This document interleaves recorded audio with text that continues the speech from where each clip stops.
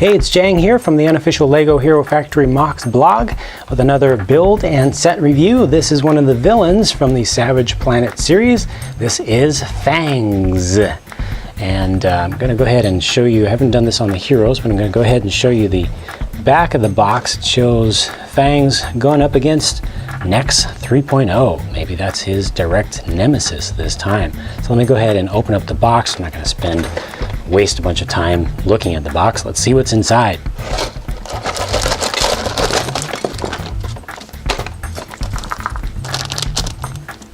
All right, 55 pieces to Fangz. Let me go ahead and start going through, categorizing some of these out.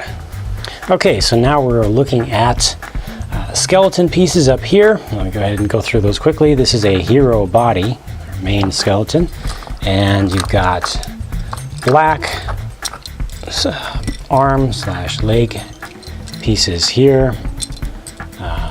Most of them are upper arm, upper leg pieces.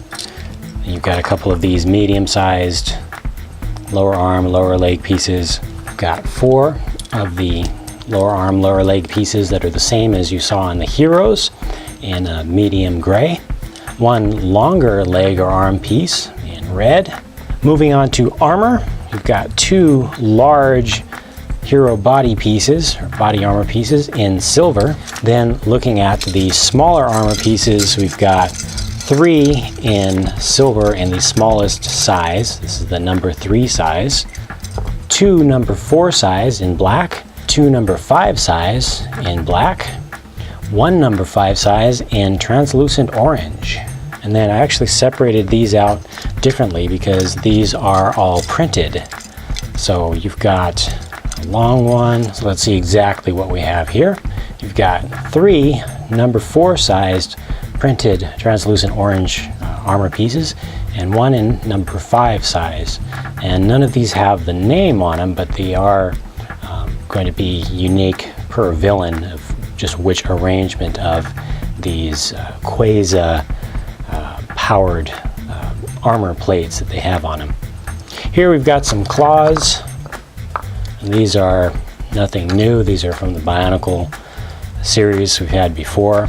These are very old. These were introduced with the Vorox and the Zesk. A few of your basic ball socket joints with an axle connector, one down the middle, and then you've got them on the sides also.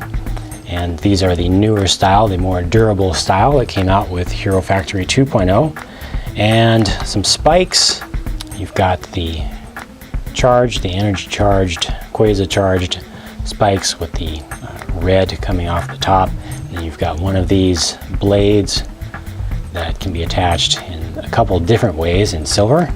A bunch of miscellaneous Technic pieces, plus a couple of spikes from the 2.0 series. New armor pieces.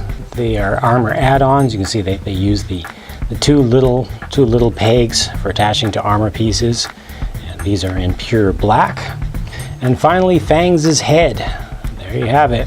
That's what he looks like. He's got his jaw wide open, and this is in gunmetal gray. Probably useful for mock making to create different types of characters. It's not super distinctive to Fangz himself. I'm sure you can make smaller characters, possibly even larger ones, with different styles and different designs using this same head.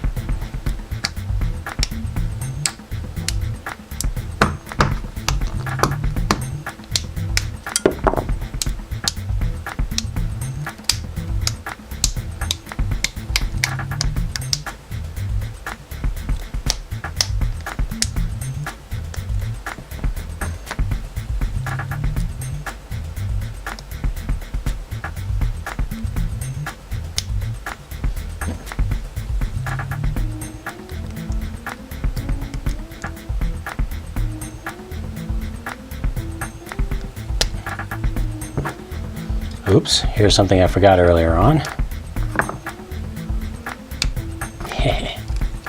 My bad.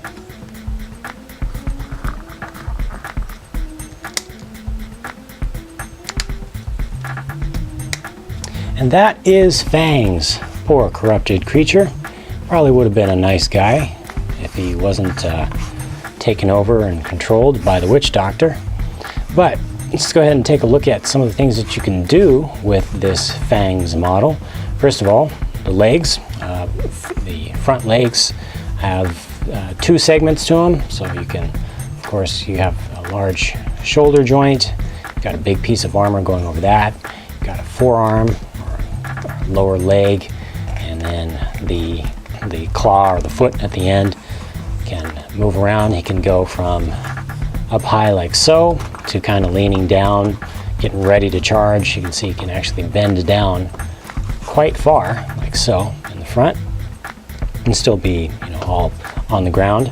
Now, just bringing him back up a little bit, the head can be moved around all kinds of directions. It's a little bit unfortunate that you've got that ball joint that's sitting right there in the middle, just kind of staring at you. Almost looks like he has something in his mouth. I guess you could kind of look at it as just his tongue, but it's a little bit too round, I think. It doesn't really have eyes as far as, you know, something behind the head or mask part. It doesn't really have proper eyes directly behind him, but if you look through, you can see part of the armor, the corrupted Quasar piece that's part of his spine. It kind of gives a little bit of a color behind it. It kind of makes it look like he has eyes. But then also you've got these spikes down below, which can rotate up and down a little bit. They can also turn just a little bit. Each of these spikes on his back, on his spine, can rotate in different ways, so you can probably get some more dynamic poses out of him, of kind of, you know, leaning over to one side.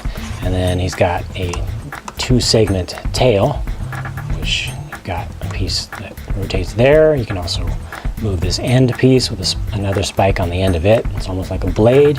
And then his rear legs have 3 segments to them, so an interesting non-conventional sort of design there. So naturally these can be posed all sorts of weird ways, but the way that they intend is for it to go back, and then forward, and then back again. So Fangz, what do I personally think about this this set, this character on the whole?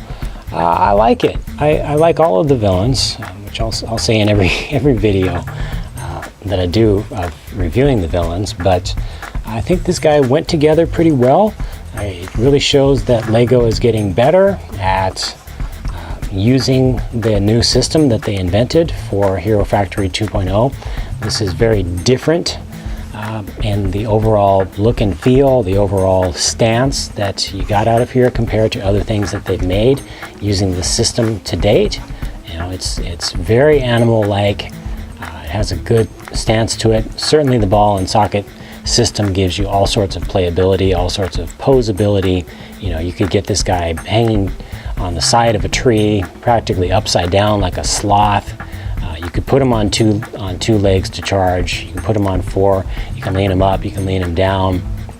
He can swipe in any kind of direction. He's got the tail that moves. I like the I don't know if this is fully intentional or not, but the way that these spikes on the back, on his spine, can actually move, I think is pretty cool too, because that just allows you to add just a little more detail and a little more uniqueness to how you pose your specific set for whatever that, you know, whether you're putting it on display or you're actually using it for play.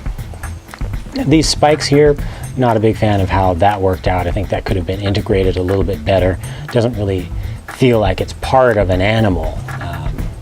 They kind of just feel like they're stuck on there.